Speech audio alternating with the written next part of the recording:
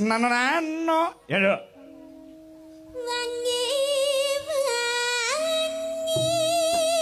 yalah bapak kotat manggung jaluk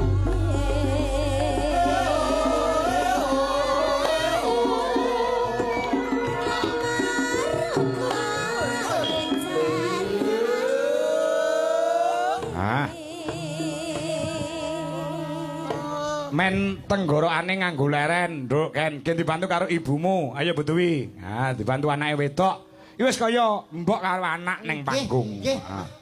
Mergo cilikane nek Ken iki ya klebu sing ngempit-ngempit ki ya Butuwi.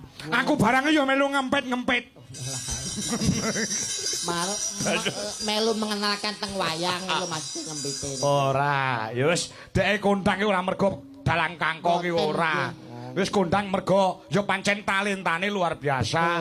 Kebisane apa-apa iso. Terus disurung karo dongane wong tuane. Dadine mumbul kaya ngene iki. Nyatanya hasilnya berkualitas. Heeh. Dadi dalang-dalang ora usah ngaku-ngaku ngempit-ngempit Niken Salindri iki kondang dengan sendirinya. Nggih, nggih. Ayo Butuwi, Mangga Butuwi, ayo. sing bareng ngempit aku, ayo. Ya, ya.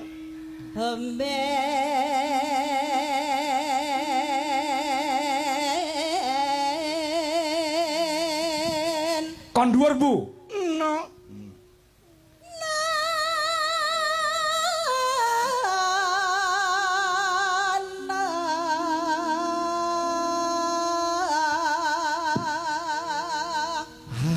Iki nom-nomane niku luar biasa talentanya. Heeh.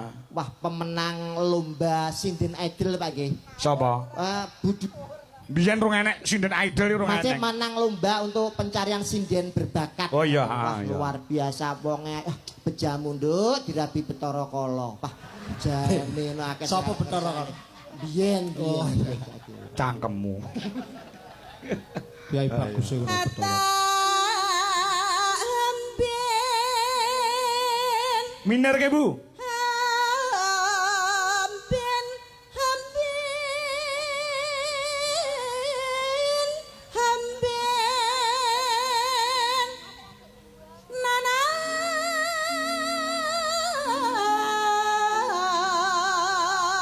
Yuk.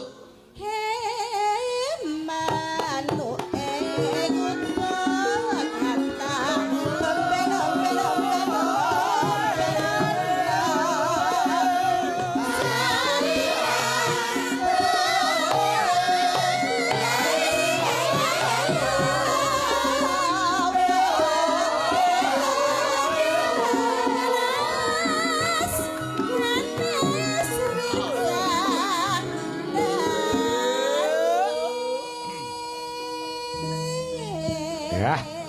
Sore ngene iki muni kutut manggung kaya penak ya, Be. Sing nonton ya anteng leh ngematke, lek ngrasake tembung utawa tembang.